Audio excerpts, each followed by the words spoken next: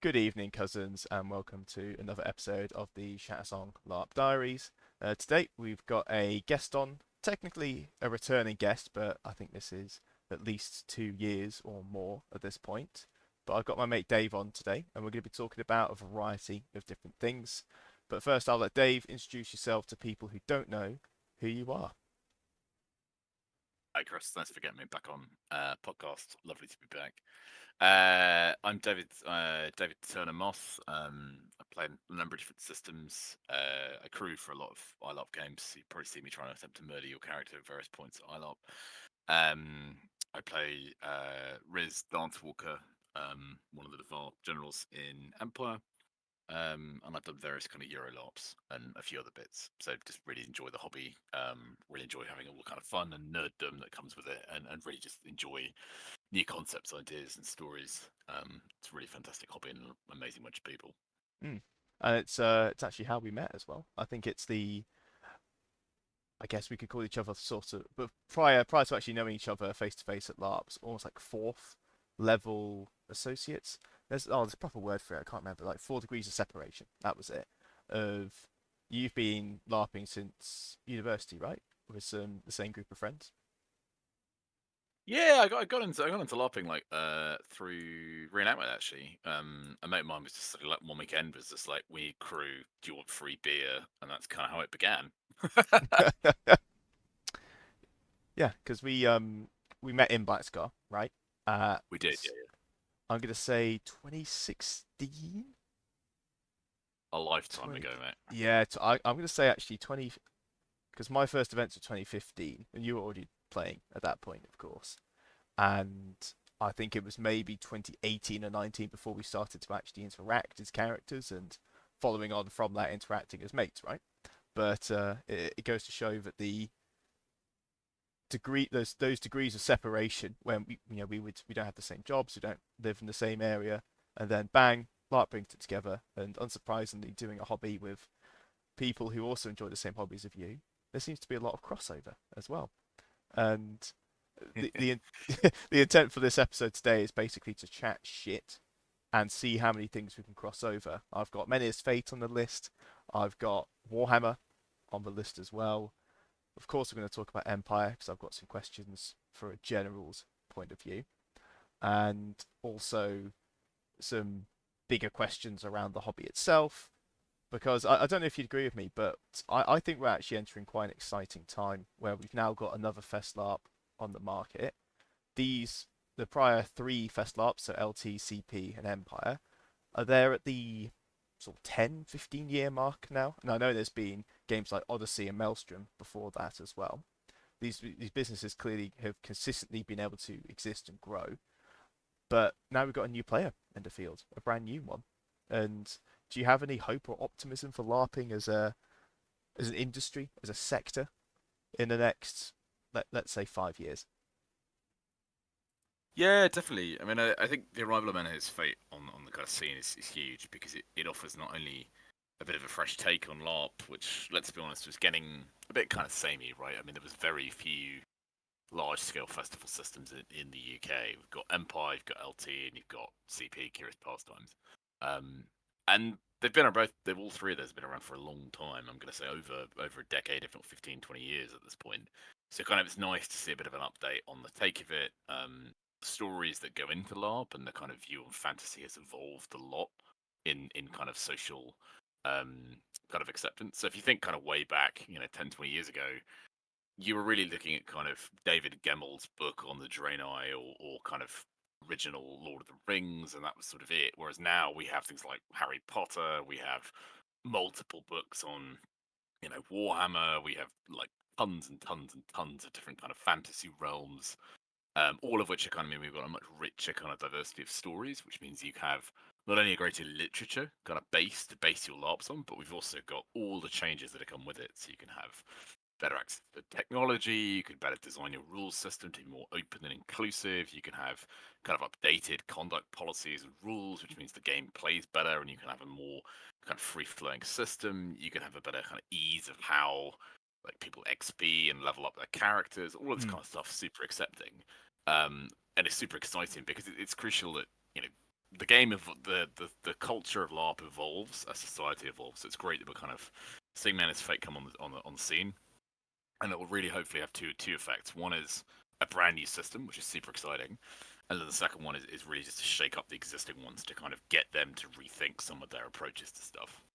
Yeah, so I'm actually quite optimistic for Menhirs Fate. I started off this year with an episode saying, "Will everyone please leave Menhirs Fate alone?" If you remember that meme from what was it? At least 15 years ago, like please leave Justin Bieber alone.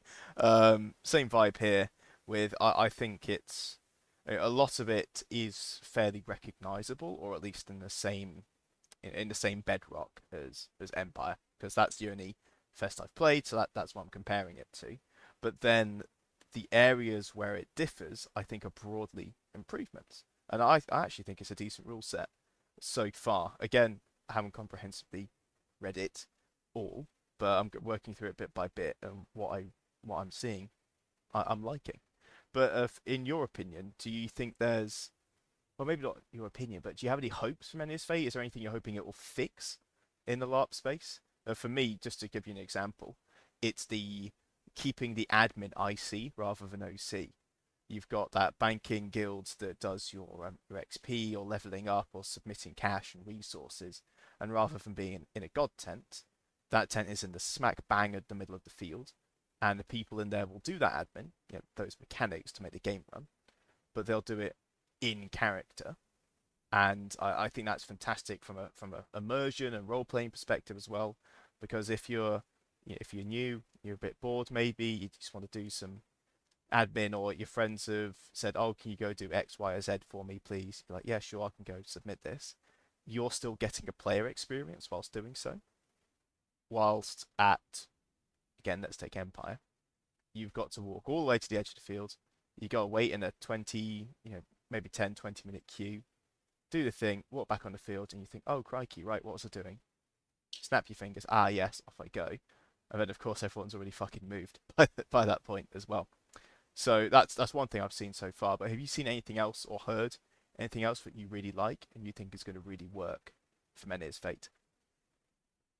So I think it adds a from the get go. You've got a very different kind of plot delivery system, right? You've got the guilds as like your primary plot element. There's obviously this ability. There's going to be options for giving nation plot as well.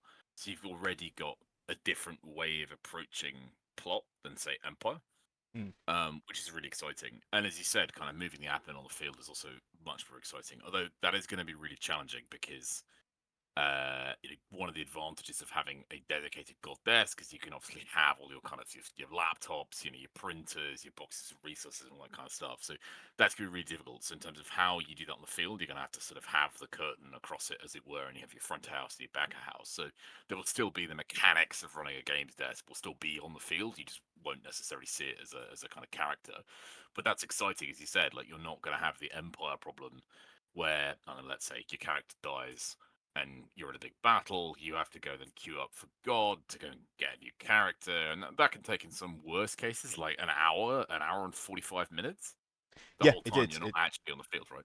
Yeah, when we got massacred in the Plague skirmish at E4, we no, sorry, it was E2 last year when or was it even E1? It was when no, it was E1. It's when Lindir died. Was that absolute massacre of all the champions, and there was about admittedly it's not common, but there was maybe 20, 25 dead players, and the queue Yep. was just dreadful. Like it's absolutely dreadful.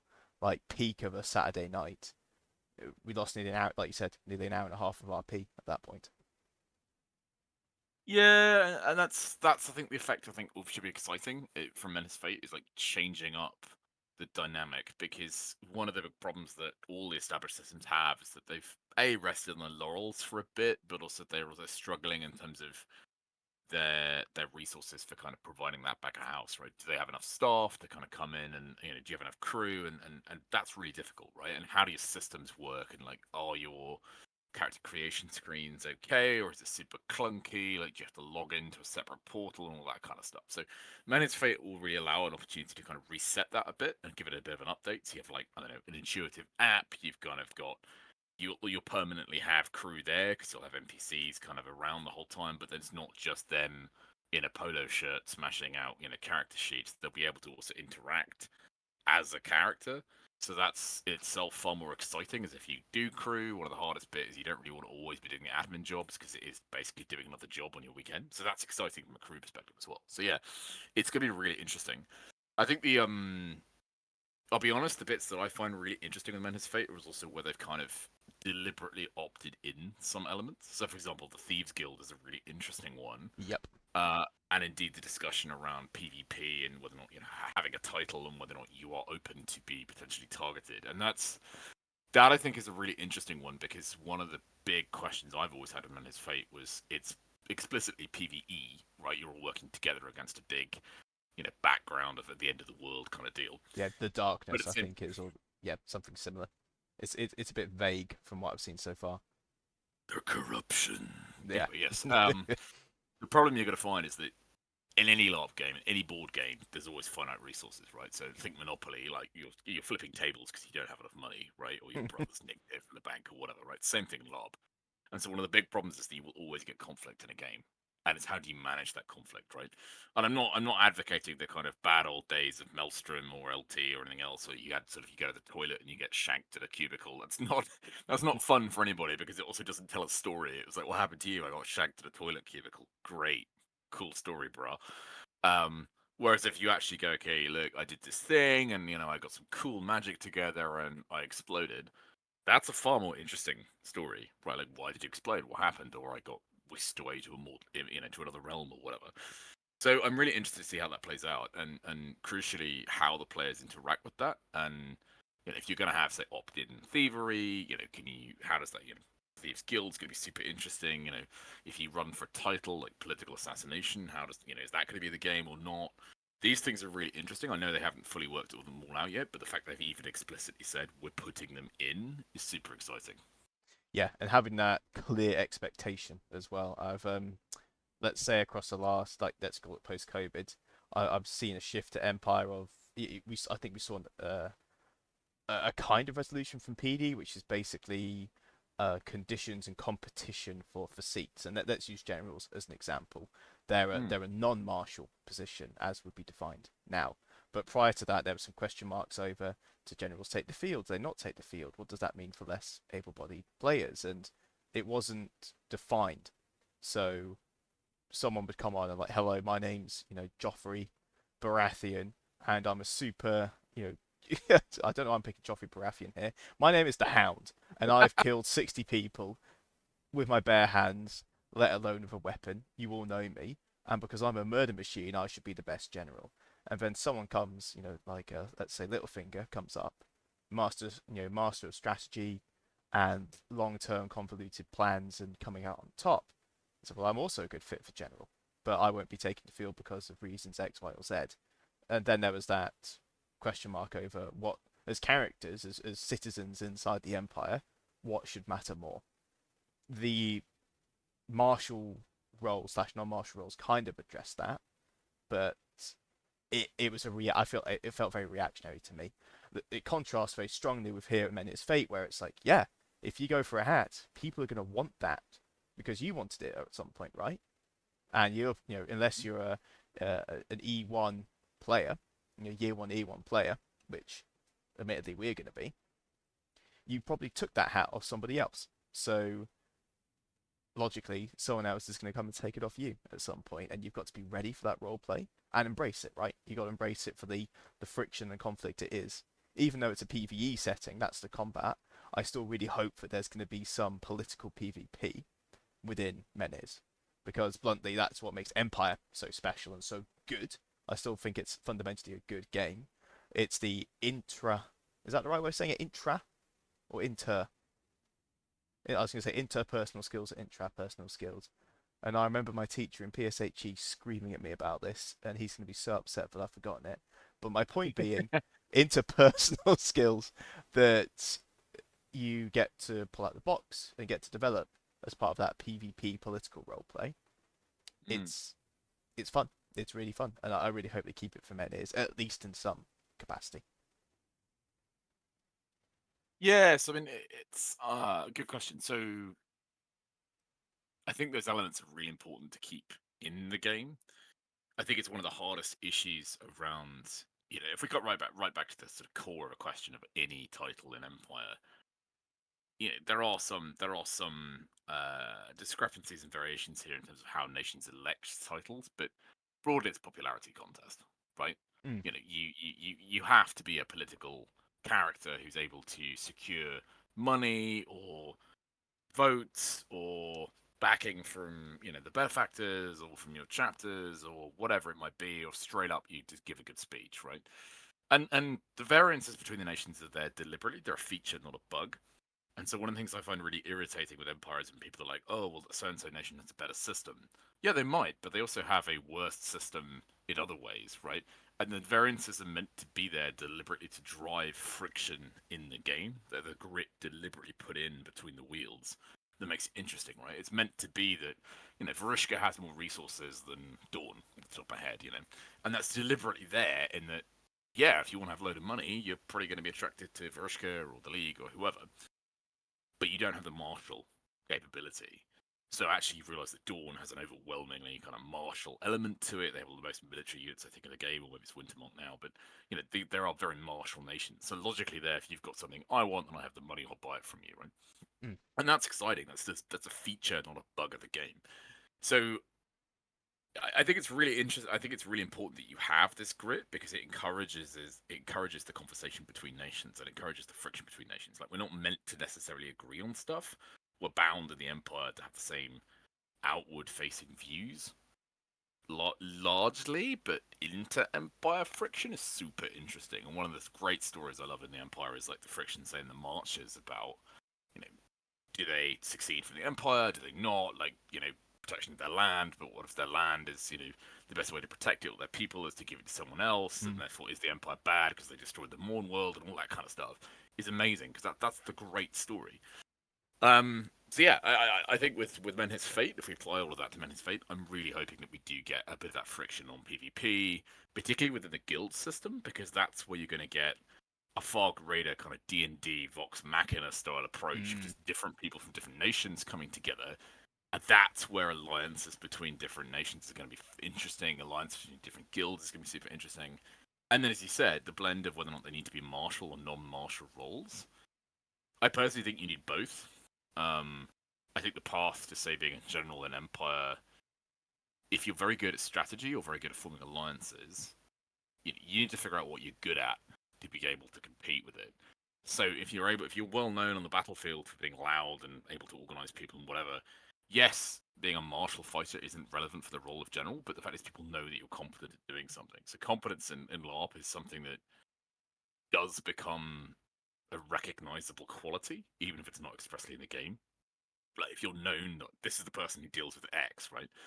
Um, so let's say you wanted to be a cardinal, not cardinal. Well, cardinal's a good example. Like if you're known as being a competent priest who puts forward like constant changes of doctrine, or is trying to convince people about the way, or is actively kind of trying to support a particular issue in the empire, that's the way you'll become cardinal because people will know who you are, right, within your assembly. Mm. Same thing with martial combat in the empire. You don't have to be martial, and you explicitly you don't have to be in the rules, but what is your USP that you bring to an election? I think is the key thing I often come back to. Absolutely. The I went and googled the difference between interpersonal and intrapersonal. Interpersonal is what you'd expect between yourself and other people, but intrapersonal is focusing within a person's own mind. So intra meaning within, literally. So it's how well you understand yourself and you know what your strengths and weaknesses are. So that was going to be my point of if you've got like you just mentioned the competency to know what you're good at and then apply it to getting a hat. I think what Menhirs Fate has done really well is define that right, you've done that great. That's the correct process for acquiring a hat, but you need to know and be aware that someone else very similar to you will come and try and take that hat off you, and that is part of the game. So once you've got it, don't expect to keep it and rest on your laurels. You've very much got to fight for it, and you've got to continuously prove that you're the right person for that hat. And without that going OC, of course, I think that's my big differentiator here is if it's all dealt with as a rule of the game, it's kept in game. And then, like, unfortunately, lots of things in LARP's JOC. I hope my hope for Menhirs Fate is that by stating these attitudes and these expectations nice and clearly, we keep more to game IC and less OC. Fingers crossed. Mm. Yeah, I mean that's one of the big problems, right? I mean, um, people are inherently,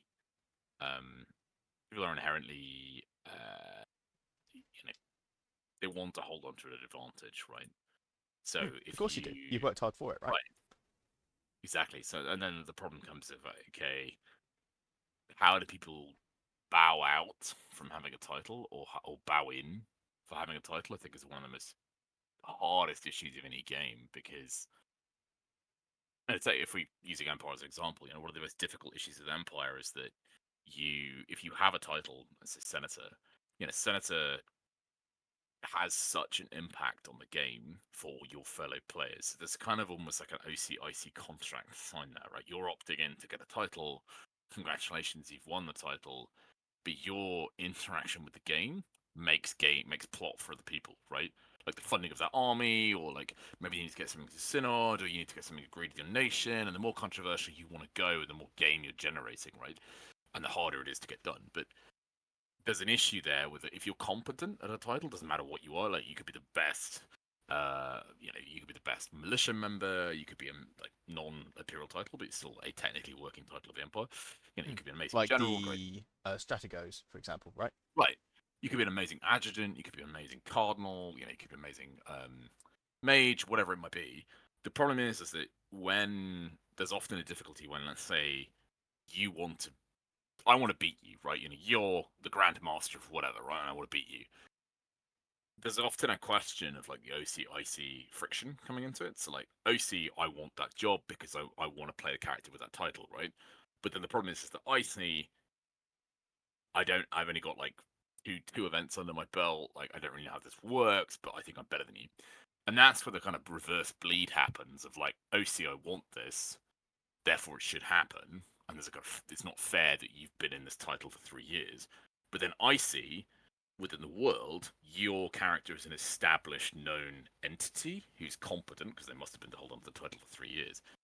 But at what point do you, as Chris, the OC person, feel that you need to step down to hand over to someone new? And I think that's one of the most interesting and hardest bits in any festival system is A, the fairness of the title game, but B, the impact those titles have on the other players around them. For example, if you were to suddenly click fingers elected tomorrow and you're a senator in Empire, there's a lot of expectation that comes with that around what do you do as senator. There's a whole lot of procedural requirements you have to follow in very set timings that PD require you to comply with in order to get motions and stuff in. But the effect you have on the game for not being effective in some cases can devastate a whole load of other players' game, or indeed increase it, depending on what you do. So there's a lot of kind of friction around that isn't always easy to navigate when you've got large numbers of people and very high expectations that they feel owed to have a title. And no one's owed a title. You very much it's about competition in game, and that's the beauty of things like Empire and the beauty of things like Menhirs Fate is there is deliberately competition. It's meant to be unfair. Yeah, I was going to pick up the word fair there because when you've got, what, 3,000 players, there's even with an established system, there's no way you could get that many people through those titles in a meaningful way with, let's say, a one event tenure each. You're still looking at multiple years before it's your turn.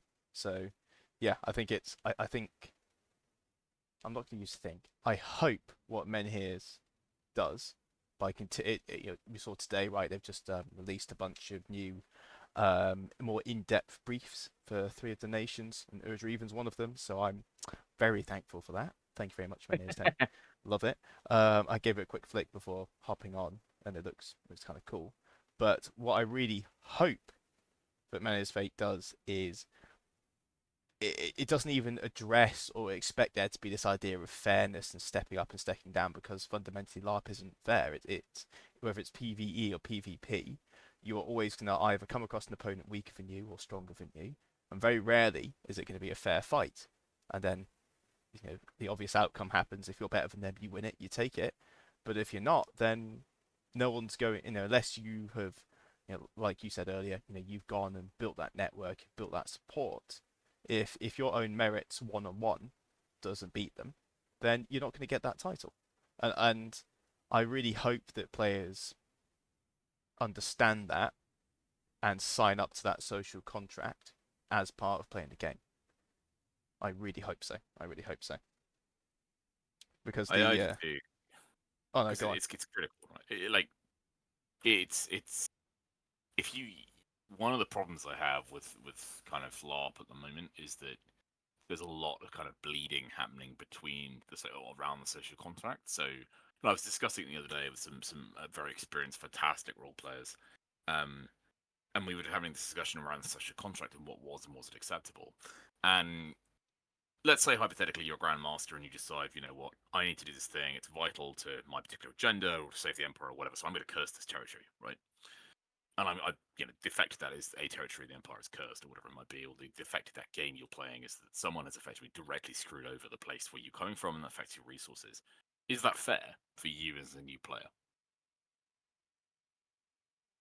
Well, the answer is no. But the Right. yeah, the other side of the coin is it never was meant to be. That's the point. You're not. Again, this is where setting expectations is so important. I think we shouldn't be entertaining the idea that players come in thinking it's a fair system in the first place. It's like you are Bumble Scrub 600,008. You've just shown up. Well done. You've taken your first step. Horrible things are going to happen to you sooner or later, and in your example there is very much sooner. But instead of it pushing you down and thinking, great, I hate this system, it sucks for me. I would hope that the LARPer, this theoretical LARPer, would see it as an Mm. opportunity to have some. They see it almost as game. They go, oh, great, all my mana crystals have been turned into snot. That's really bad from a financial point of view because I can't afford cake anymore. However, the actual benefit here, because we're all nerds playing in the field, right, is that I now have something to do. I have people to go and rail against, complain, politically maneuver against, hell, maybe even get my knife out and stab them up in the toilets. You've got something to do all of a sudden, rather than here's your 7 mana crystals, go and trade them for exactly 34 rings each, and then use those 34 rings to go and buy resources at slightly less when you're going to sell them, and do that very generic and repetitive economic grind.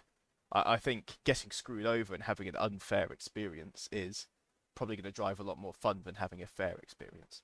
Hot take for 2025. I want my No, I think I want my RP to shit me up. you're totally right, but I think that's the difference, and I guess the social contract in that I LARP because I love the stories, right? And I don't expect to win, and I don't want to win, right? So to highlight, while I currently play General and Empire, I love playing generic characters in Eversley as crew. I love playing just any character, right? So I've done a couple of European LARPs. I've been anything from a Russian peasant to a priest, right? I'm not the main character. I'm a supporting character, right? I have my own story and my own hopes and dreams and loves and losses as that supporting character, but my aim is not to win. There's no such thing as winning in LARP, right? Because you either get the fancy title, cool, great. What are you going to do with it? You're going to play the game. You're going to have access to all the things, all the resources. Congratulations, you're the throne. And then you realize there's downsides to that, right? Because now you are top of the pyramid. Everyone has expectations from you. You have no time to yourself. You're in endless meetings. And at some point, your character will die, right? Or you decide you don't want to do LARP anymore. Those are the only two logical outcomes. Mm. So there's no winning in LARP. Like, you can win temporarily, but the joy is the story, right? Like, if Batman always defeated the Joker, right? There's no story. It's not a comic. It's just like, oh, Batman's punched the Joker and the Joker's in prison. Cool, that's the end of the story, right? It doesn't go anywhere.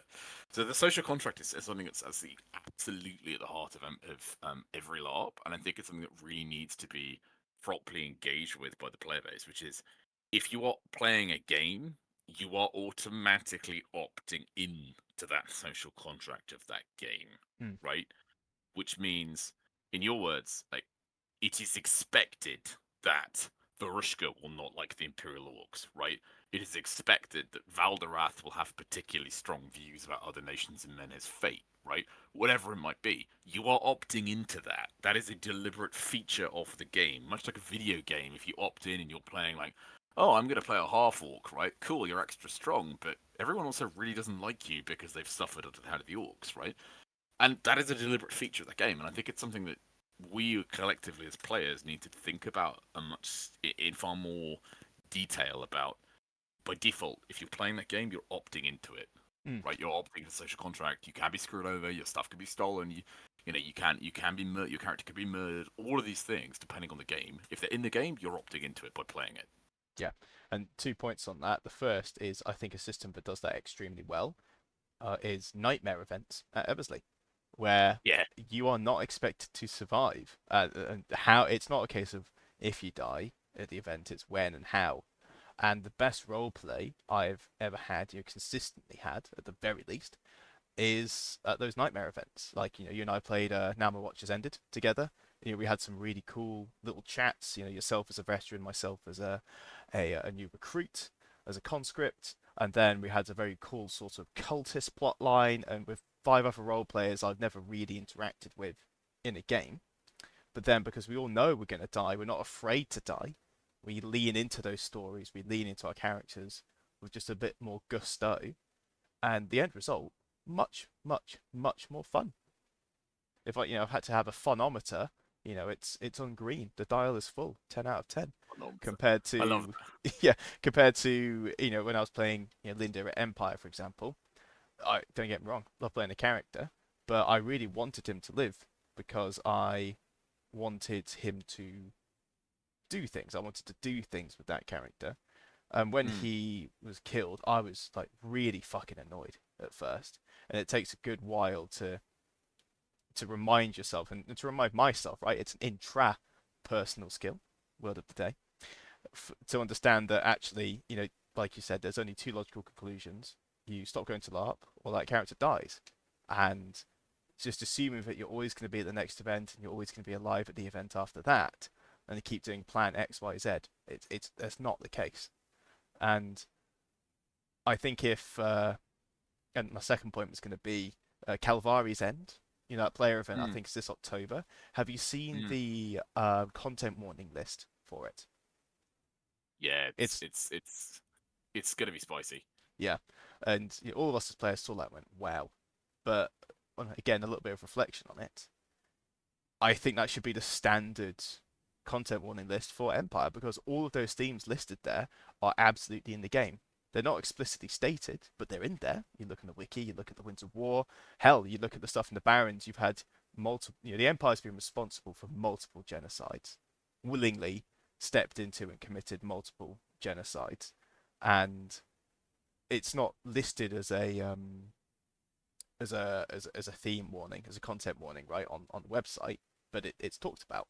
But I think if you showed that Calvari's End content warning list to new players, I think that would Mm. help with them opting them into this is unfair, this is going to be shit, there's going to be some really hard things to talk about at this game. If you don't want to do that, it's probably the wrong game for you. As opposed to if you don't want to do that, don't worry about it.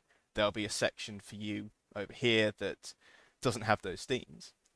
But no matter how much you say that or you want that to be true, it doesn't stop role player Johnny X coming up to you and talking about the Winds of War, the Winds of Fortune, the stuff that characters would talk about in that setting. And then, of Mm. course, talking about the Barons or talking about what's going on in Madruga and the like, those themes will come up to you. And I imagine that must be really jarring for people who aren't expecting it. They understand what's going on. They go, oh shit, we're the baddies. Oh, that changes my character arc entirely. That change. Oh, am I playing this right? Am I not playing this right? Is this something to rail against? Does this even make sense to rail against?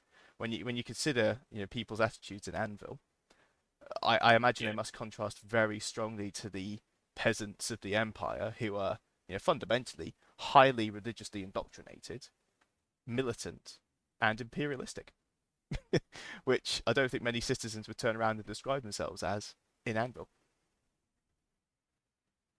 Yeah, I mean, I guess there's kind of 2 points around that. I mean, one, I've forgotten who did it. It might have been Tim, definitely Tim Baker, but someone actually worked out the maths of like the equivalent of an Imperial soldier versus a Roman era legionary, and the maths is astonishing, right? I mean, the casualties the Empire sustains on a yearly basis leads to a truly horrifying like society because effectively you have everyone from the age of about 16, 17 until they're like mid 40s is in the military. right? Apart from the very elite, right? There's no other way of being able to sustain this. Now, obviously, this is way below the abstraction layer, but that leads to a basically a Spartan era society where the only people really left in villages are the very old and the invalid and children, right? I mean, that's basically it. Everyone else is basically in the army, and you're having to do mass scale, almost industrial production of weaponry. Um, perhaps another akin would be kind of the expansion of Alexander the Great and kind of the Greek Empire. This was ruinous on so many aspects. Like it's not sustainable in the long term. I mean, putting aside kind of icy questions of the empire's war fronts or whatever, but that has truly horrifying consequences for society, Mm. right? By our modern moral standards. So that's a key point. The empire is not a good thing in by our OC moral standards now. Mm. The empire in its era, you have to look at its era, right? It is a collection. I suppose you could say confederacy of interests, but it's imperial rather than a confederacy. So, they have nations bound by a same currency, common cause, legal system, religion, and so on. But they are in a very, very hostile, dangerous world they're surrounded on all sides by opponents. You don't really forget reason, forget science. Not quoting Warhammer at you here, but In the it's grim kind of darkness of the far fantasy. right. Yeah. It's a pretty grim world, and particularly when you look at things like magic, for example, right? One of the reasons Imperial armies suffer casualties is that the average citizen in Anvil has access to healing, but soldiers don't. You don't have the availability of doing mass healing to your army, right? You can heal your army, and that's specifically army qualities, but you don't have crystal mana. Crystal mana is way beyond your average person's ability to afford, right? I mean, that's like a crown a go, if not more. That's a month's wages, according to the Imperial financial records. So, do you have a month's wages on you on the battlefield to be able to afford and to find someone who can heal you? No. So actually, in reality, you're going to be suffering horrific levels of seriously injured casualties. Um, so one of the problems with the kind of the Empire setting is that it is a grimdark world. You have a parallel dimension, or however many you want to call it, to ask someone who plays a mage, with very dangerous demigod-like figures, which are the Eternals. They have capabilities far beyond comprehension, like teleportation, as we saw with the Cold Sun, being able to move armies. They are whether or not they're functionally immortal or immortal is a good question. That kind of thing. And you have a proven religion, right? I mean, like, think of the real world, how terrifying it would be if you were able to prove that your religion was real, Mm. right? You are a fundamentalist. There is no question that there is an alternative, right? It's real, right? You can literally hear the voices of your ancestors. If you're an orc, you know they're real. They will directly talk to you. This isn't like some ghosts in an echo. They're directly talking to you, and they can answer your questions. In a similar way, you can directly engage with people in the Empire who can remember past lives, right? Or can remember there are records of people who have done that. So that's super interesting, and the effect in society. Imperial society, if you really peel it away, is nothing like the modern world in any way. You have a very militarized, very factionalized, extremely what's the term I'm looking for? Fatalistic society. If you will be born again, death has a very different connotation to it, right? Obviously, it's different per nation, but that is a very, very extreme society, and I think I certainly would not want to live in the Empire if it was a real world. Absolutely. And when it's you, I don't know if you ever pitch this to your mates and you say, oh, we basically just hang out in the field for a weekend, have some beers, and they're like, it's very casual. Mm. The reality is, sure you can experience that, but what's going on around you is this utterly grim, dark imperial war machine grinding its way across a continent. But you're blissfully unaware of what's going on. Again, a great analogy for the modern world when you look at ourselves in the UK, physically very secure and safe, and then you compare that to what's going on in Eastern Europe. It's a parable, but perhaps not a pleasant one, and certainly not one that I imagine people want to run into by accident at an event. And that's why I feel the setting these expectations is so important. Is Grimdark World themes, from Calvari's End, copy paste them onto the wiki and say this is what you're going to be engaging with. Get ready. And if you want to rail against those, you want to change it, go for it. But be aware that these kind of themes are going to crop up. They're, I don't want to say unavoidable. They're almost there, but technically, if you stay in your camp with your mates, you don't talk to anyone about them. Sure, they don't crop up. But if you're going to play the game as intended, in the spirit of the game, the social contract, right?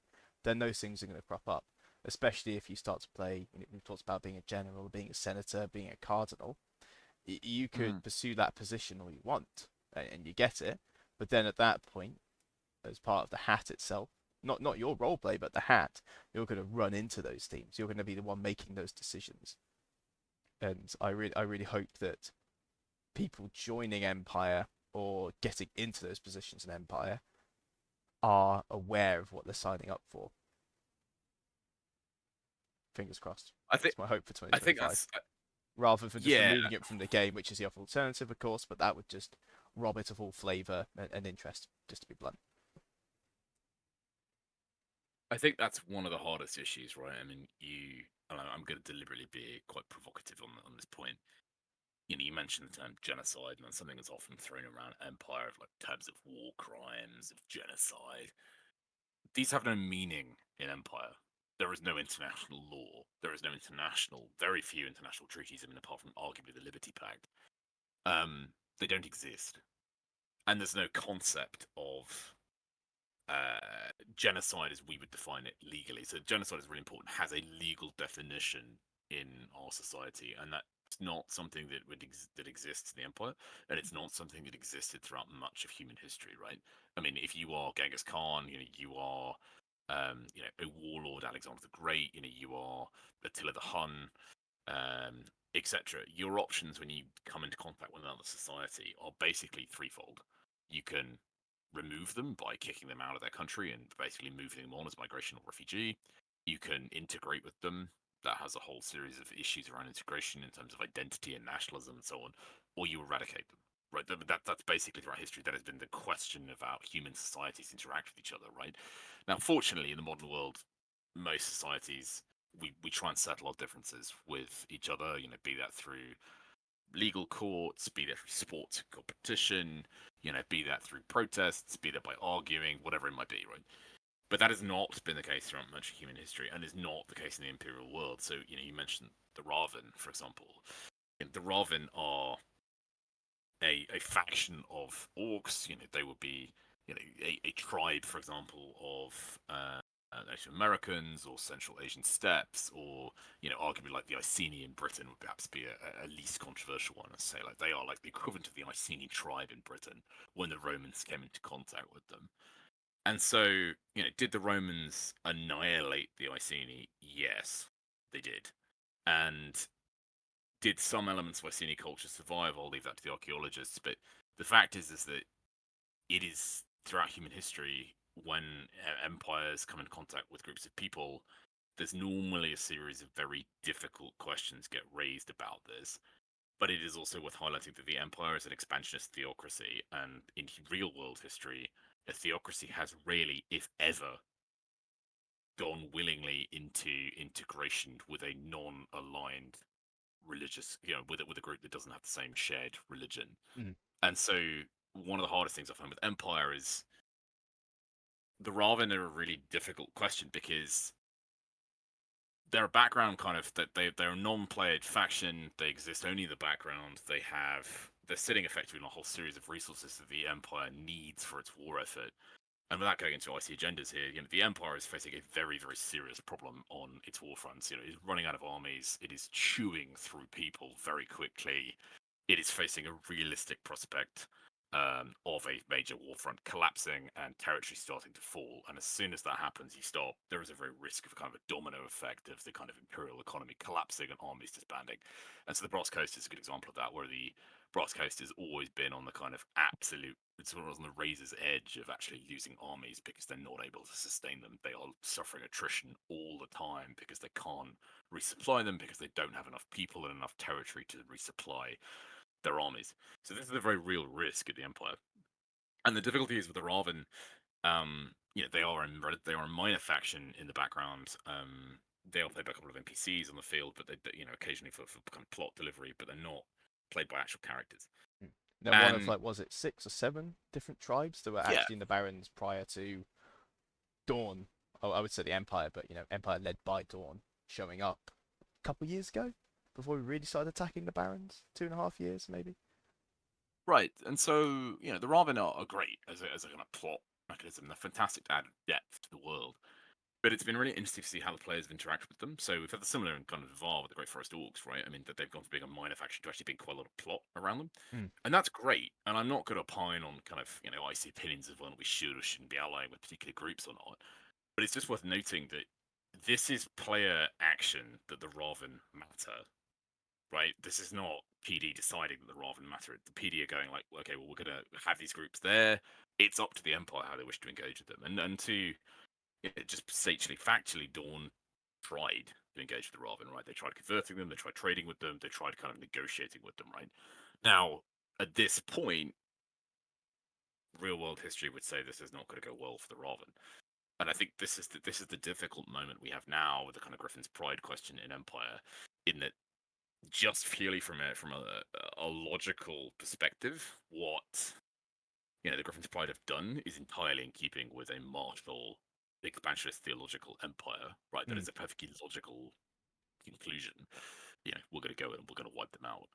Now, again, just to highlight, this is not a war crime and it's not genocide, and we need to remove this language from Empire. It's extremely uncomfortable to talk about it. It's extremely uncomfortable. We are equating theoretical characters in a theoretical world with theoretical death with real world actual loss of life, and that I think is it's really uncomfortable if you've ever had any experience or family members of yours have been involved in real world history where this has played out. I'm very mindful that there are people on the field who directly have family members who've been caught up in war crimes or indeed experienced the consequences of ethnic cleansing or genocide. Mm. Far more people than you think would actually be who are actually on the field. But what's interesting is a lot of players are also saying, like, we're really not comfortable with the OC injection that this is directly being conflated with real world current conflicts, right? This is a theoretical game with theoretical, these are imaginary people, imaginary action, and imaginary crimes, if they are crimes. But also, it's completely negating the argument that this is a logical action by a general for his army to secure resources for his people for the Empire to survive. And I think that argument is largely being lost because at the moment it's being equated with the Raven have to survive. They are the victim. This is effectively ethnic cleansing going on in the game. Ergo, it cannot be allowed to happen. And I think that's completely missing the nuance and the point of this. And it's great if you want to play a moral character in the Empire. It's great if you want to change this. But do so, certainly if I was to do that, I would look at it from a how am I going to do that within the actual world itself. I'm going to be a moral character because I ardently believe the best way of achieving ambition is not to kill loads of people, it's to convert them and make them prosperous, right? We make our country better, but that's my ambition, is to convert everybody to ambition, right? So do the kind of moral crusade element from within the game mechanic rather than just coming in and going like this immediately equates to real world ethnic cleansing or genocide, but it doesn't. These are imaginary people and it's extremely insulting to equate them. But that's a really difficult issue that's happening at the moment where players are deliberately choosing to kind of equate the Raven with real world events, Mm. ignoring the fact that this is an imaginary game and imaginary factions, but also they're not engaging with the actual religion that would allow them to be able to have that position. There's one thing to say, I morally disagree with this and I'm going to campaign against it based on modern morals. Great, that's not a particularly interesting story. You're not keeping with the game world. It's something else to go, you are fundamentally wrong, General of the Griffin's Pride, because you are lacking wisdom. We could have converted them, right? That is a perfectly valid and fantastic roleplay position to take, right? And by all means, play that out to the nth degree, however far it goes. But that I think it's lazy to just use modern morality into a fantasy world. Mm. And also doesn't take into account the people who are playing in the spirit of the game. When we hit this, let's call it an OC barrier, right? An OC hurdle. For the players who stop there and say we don't want to progress further, fair play. It's a hobby. But what about the players who want to go over that hurdle? And because it's a communal game with thousands of players on the pitch, if these kind of avenues of role play, I was going to say discovery actually. I think with PvP, especially on the political scale, these kind of questions, you've got your OC morals in the background, but watching how to tackle and change a system when you are the person who's different, you're the minority, you're the one who's not like your example there of ambition. Everyone else in the room is like, right, let's just knock this chess piece off the board, and you think, no, OC, I'm not, I don't want to do that. Let's find it like your IC example there. Let's switch them all to ambition instead. Let's get them on the Mm. side. That's a much more interesting way to play it. And taking that route as well, all the other people who are in that tent baying for blood, their role play is just as valid. And at that point, both sides are winning, in my opinion, because both Mm. sides are getting role play and they're both playing in the spirit of the game. The problem with catering to people who don't want to cross the hurdle, despite this being a theme of the a stated theme of the game, is that suddenly the people across from you who are baying for blood, there's an OC question mark that immediately gets put on them, despite the fact all they've done as players is played the game as intended. But then this hurdle appears, they jump it, other people don't, and suddenly there might be some questions over their OC opinions, their OC alignments, right? Which I don't think is fair or healthy at all for a game. And all of this could easily be avoided with some clear expectation setting. Yeah, but you hit the nail on the head there, Chris. I mean, I think that is a fundamental problem in that it's a really difficult line to follow because if someone is consistently playing an evil character, why, right? But also, is that character evil? And I think, as I like stories where there is no good or evil, right? The shades of grey, and it's perfectly valid for our characters to disagree on certain things and agree on others. That's like real life, and it makes the world believable. But if you want to play an antagonistic character, and I think this is me being really, really clear, antagonistic characters are a fundamental requirement of any story and lore. Right? If we don't have them, there is no friction, there is no story. Right? If we all just get along and therefore we're going to go march on the enemy and we're going to kill them all and that's what we'll all agree on, it's boring. Right? If the good guys always win, there's no story. Right? Literally be a 3-page, not even that 3-line book. Um, and the equation that just because someone's playing antagonistic means they are an antagonistic person, or they are morally questionable, or they are unethical, or they're just a dick in real life, isn't true. And I think there's a really dangerous fallacy there of people kind of going down the line of saying like, oh well, I don't want to play with this person because they're an edge lord, or they're being really aggressive, or they're clearly playing this kind of person. The best role players I know are brilliant for being antagonistic, and they're not loud, they're not hyper aggressive, they're not bullying. Characters might do elements of this, but they're far more nuanced as characters, right? And that makes so much like, does my character agree with this? Like, do I want to work with you? Like, we fundamentally disagree with this. Should I become your friend and backstab you? Those type of questions are fantastic. But I think particularly the problem with festival systems is you have these kind of two sort of camps, as it were, of people. You've got people who just want to go out and relax and have a good time, right? They want to go to the festival, get your gaming tokens, go and spend them on cake and beer and whatever, and chill out, right? And that's perfectly valid as a playstyle. That's great. You just want to chill out on the weekend and have joy. Equally, there are people who want to play. They want to play The Witcher 3 on mega hard mode, right? Where if you die, you've lost the game, right?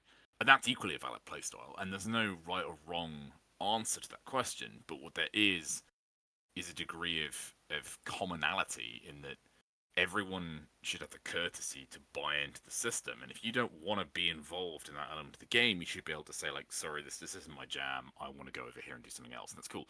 Without demeaning those people who want to play on those harder themes, those harder issues. I mean, you mentioned kind of Cavalry's End. I agree with you. I think a lot of these things should be in the game, but that would, A, not appeal to everybody. And secondly, I think one of the hardest issues I have with kind of the darker themes in LARP is you've got to have a sufficient overview and training of people, not training, but experience of people to understand how you interact with that. So one of the big differences between UK and American and European LARPs is a lot of European LARPs require you to do workshops on how to engage with adult themes in a way that's sensitive. that means they can say explicitly we are going to be dealing with racism or socialism or nationalism or religious issues or whatever it might be. And this is how we are going to control this within the game, or this is how you can going to put your hand up and opt out of it, or how we'd fizz rep it, or whatever it might be. And I think in a way, everyone going through that process and putting in very clear expectations around the conduct that you should do and how you roleplay these darker themes, I think would be a massive step up for a lot of games. Mm. And circling back to, I think maybe almost 40 minutes ago at this point, Mm. um, on the on Menhirs Fate, I think we both touched on the point of it being exciting, but it might change other systems. Do you think that the above we've just talked about? Do you think that's going to change at Menhirs Fate? Do you think people are going to buy into that social contract more wholeheartedly because it's better at setting expectations? Or do you think we're going to see more of the same? And despite the best intentions of the game team, it's the player base has self-policed itself, you could say, or um, self-controlled. There's a proper word for it, and I can't remember it, but they found a way to effectively enforce their own set of game terms and a social contract. And it doesn't matter who makes a game or what game they make; it's always going to revert back to what we have at the moment. Good question. I think there's a kind of couple of issues that I think are going to need to kind of play out, and I'm going to call spade a spade on this one. I think one of the hardest issues that I'm aware of with Men's Fate is a lot of players. There's a general view that people want to get into the game as early as possible so that they can have that first mover advantage, right? A lot of people are really unhappy with how long Empire or LT or CP have been going for, and the fact that people who've been playing this game for a long time have an inherent advantage because they know people, they know OC, they have a lot of mates across the field. Even if your character dies, you can go and find a new group really easily because you've got mates in other nations. You know how the game works, you know how to operate within it, and so on. And that is a massive advantage. And I'm not remotely dismissing that from people's kind of views on it's unfair. It is unfair. You are coming to the game new, therefore you have a very hard learning curve ahead of you compared to someone who's been playing for a decade. But at the same time, one of the issues with Men's Fate is that I'm getting the kind of perception a lot of people want to play it because they want to be in their own, a quote someone said to me the other day is in at the front door first. They want to be at the party first so they can get to the bar first and get, the nice stuff.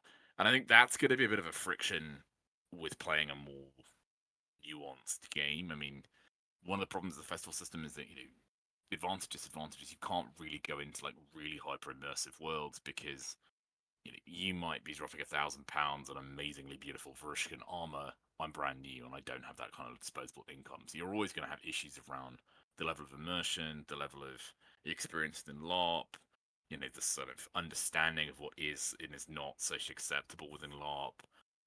There's a whole separate podcast you could do around IC relationships, for example, and the very thorny problem there around consent and how things work within that. So Men's Fate, I don't think is going to fundamentally change the paradigm. Is what I'm getting to. It's not going to be fundamentally different from Empire in that respect of suddenly being in like really into loads of adult themes. What I think it is that it's able to be much more explicit about what is in the game from the get-go, which Empire hasn't been able to do, and as Empire is now in a position where it's struggling to keep up with social values and social views that have evolved since it was written. So Men's Fate is its rules and its system is at the moment of the time it was created. So it's far more reflective of modern values and modern considerations than even just 10 years ago. And that's the problem that Empire's facing, is it's needing to evolve as the player base, the majority of the player base are evolving. Men's Fate is a much more modern system, so therefore is able to kind of do that from the get-go. So yeah, there will definitely be pockets of kind of people wanting into the harder themes, and I think that's fantastic. And I think in any game you go looking for it. But I certainly wouldn't be saying you're going to see a massive, massive kind of wholly new adult themed game because you're not. Hmm. Do you think that it's almost like Menhirs Fate is a refresh, if you will, a refresh last. It literally is it is a fresh system, and it's going to be able to keep up with the social values that evolved over the last, let's say, 10, 15 years for games like LT, CP, Empire, right?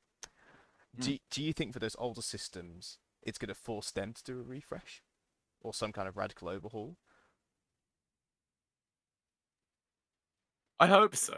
I really do, and I really hope that it forces the game, out of just sheer competition, right? I mean, let's be honest. If you do Menhirs Fate and ILOP and you go to Empire and you do any other game, you're looking at like 30, 40 days off a year minimum without even going any other form of holiday. Yep, I And can confirm it is 31 days you would need for those to take Thursday, Friday, and Monday off because I've just had the argument with my manager. there we go. Yeah, See, today. from Yeah. the horse. Right. So that is a lot of time, a lot of money, and let's be honest, you want to have your own kit because we all want to have great kit, and it's great. Um, and so I think that inherently leads to competition. And one of the, if I'm crystal ball gazing right now, I don't think all of them are going to survive. I don't think the market's big enough to have LTCP, Empire, and Menhirs Fate all in the same year. I think we are starting to reach market saturation point.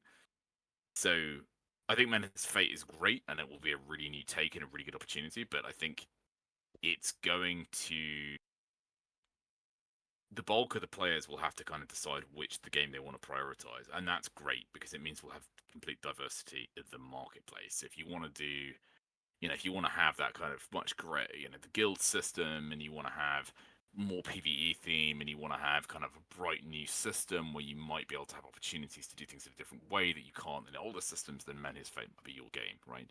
If you want to play with a darker type take on a religious theocracy expanding across the world in the face of annihilation, then Empire's your game, right? If you want to have a more plug and play system, then LT's your bag, right?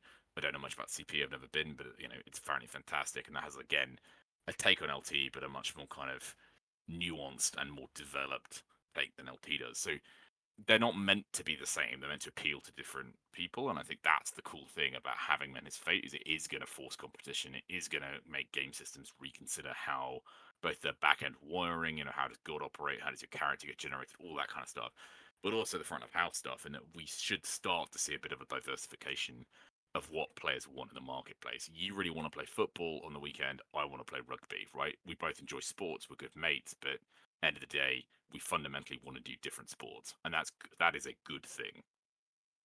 Mm. And do you think with Men's Fate is I believe it's renting a large festival site for its events, but Hmm. obviously we've heard today that this is our last. Is it today or yesterday? But this is going to be our last year at Dadford before PD moved to their new permanent site that's just north of London, I think, or maybe southwest of Cambridge. I can't remember the exact location. I think they're trying to keep it under wraps, but the point it's in the southeast, somewhere local enough to London We're to get talking for me to get to. Midlands rather than southeast, but yeah, Um, North of the M25. yeah, north of the M25. North of the M25. That's nice and vague. So, do you think that that might be a faux pas? And it's a shame. It's a faux pas not because of a deliberate misstep, but just because of the timing. When with your crystal ball there, Men's Fate comes in. Let's say it takes 10% of PD's player base, who no longer attend PD events because Menhirs Fate has the game for them that they didn't get at PD, let's say. But what we also see is that the exponential growth that PD have had over the last 5 years. Yeah, 5 years post COVID, right? That's going to plateau. And I wonder if PD have bought that site on the assumption that that growth is going to continue. I mean, good question. I'll be honest and say I don't actually think the kind of current model of PD and Empire is working because we're all new sometime, right? And new players are the lifeblood of the hobby.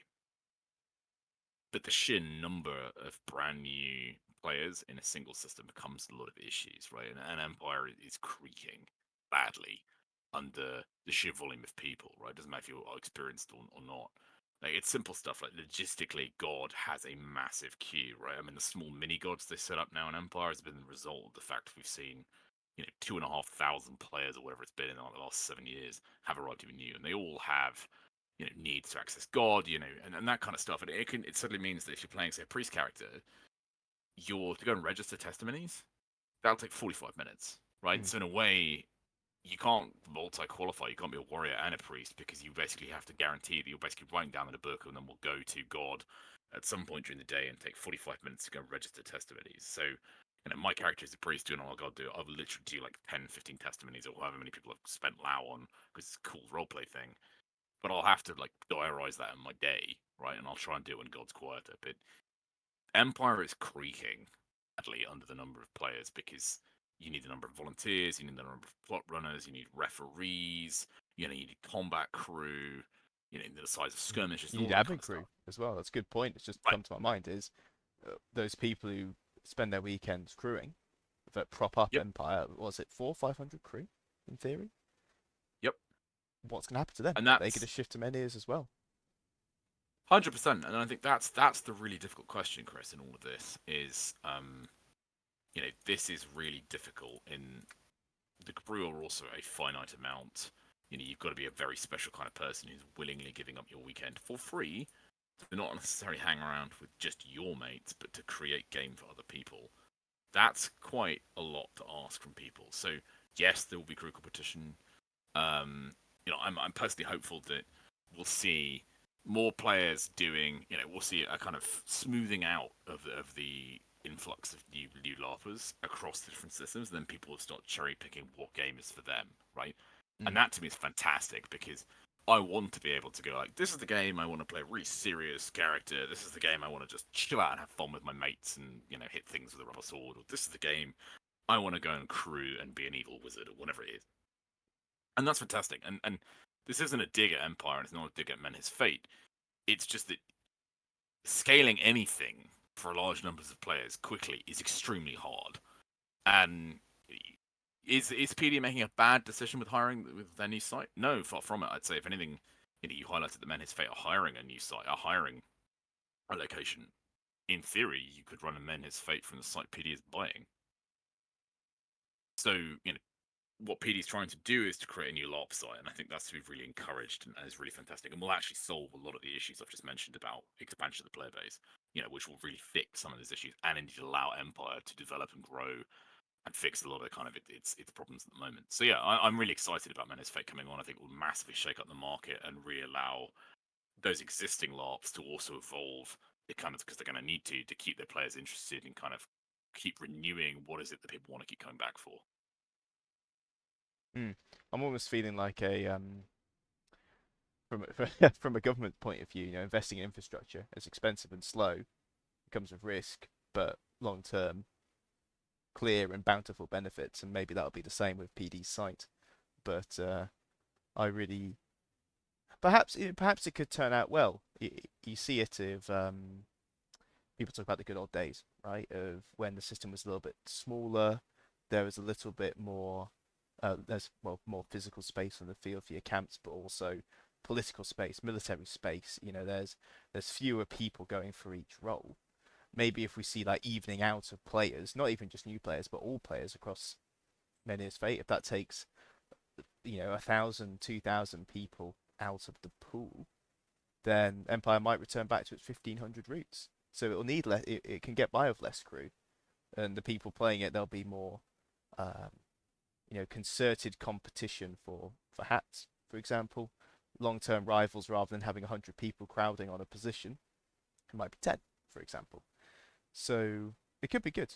It could be good for their system. And I've got fond memories of 2015 and 2016 Empire when skirmish was 40 minutes long. They had three separate distinct phases to them. You'd go on the field, fight a bunch of orcs, go into the woods, stealth section past a monster, and then ambush some kind of princeling, kill them, and then extract. It's basically Tarkov, but there's 40 of you for 40 minutes doing it, rather than 70 of you pile driving into a clearing where the crew have just dusted themselves down from an absolute smacking that Wintermark have delivered to them, and then you just do the exact same thing to them, which is, don't get me wrong, it's still fun, but the prior example was more fun. maybe we could go back to that. Who knows? Maybe that's my hope. I've talked a lot about hope for Menhirs Fate, Mm. and I think that hope is well founded.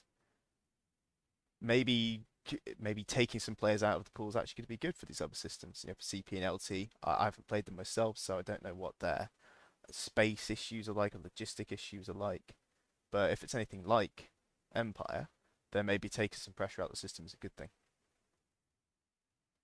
Change. I mean, there's two ways of looking at it, right? I mean, do you think change is a good thing or a bad thing? And I think for me, yes, we can always criticize and say, back in the day, back in my day, certain things are better, and they probably were in some aspects. But equally, some stuff is a lot better now. I mean, I have memories of. I'm going to show my age here now. I have memories of Empire at tournament stud it was a lake when it rained, right? And I'm talking like you'd have water running through the door of your tent. Um, yes, the battles might have been a lot more kind of the skirmishes might have been a bit longer, but you didn't have the scale of Anvil, right? I mean, when you're standing at the top of the hill and where we are now and Dadford and actually looking down at the kind of evening twilight and seeing the firelight going on, I mean, that is awe-inspiring, Mm. right? You didn't get that at Tournament Stud. You didn't get the variety of traders. You didn't get the size of the battles and all that kind of stuff. So change is always a mixed blessing. It's good and bad. And the same I think with considering where Men's Fate will go, there'll be some stuff that Men's Fate will be absolutely smashing out the park, and I know for a fact that they are doing some really really cool, exciting stuff. But equally, there'll be some elements that will just be a bit difficult to begin with, and normally those kind of issues will work their way through. But my plea for anybody going to Men's Fate for the first time is just give it time to iron out all the little gremlins, because this is the first time that this system will kick off. It will have a whole lot of logistical problems that you can't really know what you're doing, and some of it's unique to every site, right? Or like, oh, the Wi-Fi goes down. Do you have a backup? No, because the Wi-Fi backup is with Bob. Bob's had a car accident, right? All that kind of stuff will happen. So I'd really encourage people to give Men His Fate a bit of leeway, certainly begin with, to learn those lessons. And with PD, the same thing will happen when we move to a new site, right? I mean, it's going to have to relearn everything. The battles will be different. They need to plant trees and all that kind of stuff. So yeah, I think don't always just be an old guy and look back on the good stuff of in the past. There was also some stuff that frankly really sucked. Oh yeah, definitely. Okay, so any closing remarks? We're running at 1 hour and 12 minutes and 22 seconds.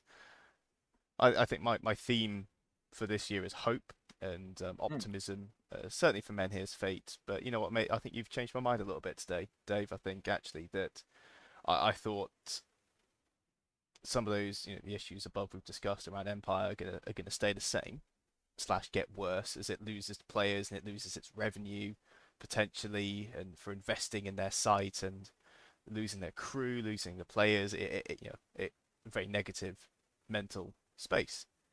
But actually, it could help them out. It could, as part of that change, it can make it easier for them to implement that change and fundamentally deliver a better game for all of us. But what about you? What's your hope, your optimism for 2025 in terms of LARP? Uh, I think for me it's a year of change. So I'm really got a lot of hope, and I'm really excited about trying out some new cool projects. So um, I get to try and kill the characters, and then his fate is one of the skirmish crew, which is going to be really fun. I know I'm not giving you any secrets away with this, but it's going to be really fun and very different dynamic from Empire, and there will be an announcement on that very soon Oh, about let me how see. some of the kind of combat might work. But that's really exciting and really fun, and I think Menace Fate's going to be really really cool and a very different dynamic to Empire. Empire wise, I've got a really interesting kind of arc coming to an end with my current character, which is really interesting. Lots of questions about group dynamics, and with you as part of it, as a really good mate of mine at Empire, loads of really interesting questions coming up with Empire, which is fantastic around. Some of these issues, like what is going to fall out of the Raven question, how is that actually going to play out in Lycee mechanic, is going to be fascinating. And then equally, I'm also just really excited about the whole lot of like random smaller LARPs. So I'm doing Heirs of the Dragon in Poland, which is in an actual castle where I get to play kind of one of the Stark Bannermen about 100 years before Game of Thrones, the series kicked off. That's going to be really difficult, and I've got a really, really hard character brief where I'm playing an absolute brute. Very, very adult themes. I'm abusive to my sister. I was abused as a child. Like this is going to be very, very hard role play, but I'm excited about that. And I'm also doing one called 99 Poets, where Or I'm Revachol, basically right? playing. Yeah, yeah, yeah. Yeah.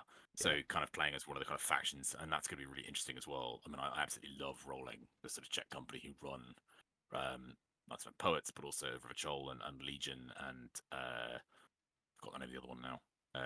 But they run a whole series of really, really good European LARPs. Yeah, loads of really cool LARP, loads of really cool stories, and finally, it's also just going to be playing random fun crew at Eversley, which I just adore because you just get to play so much fun.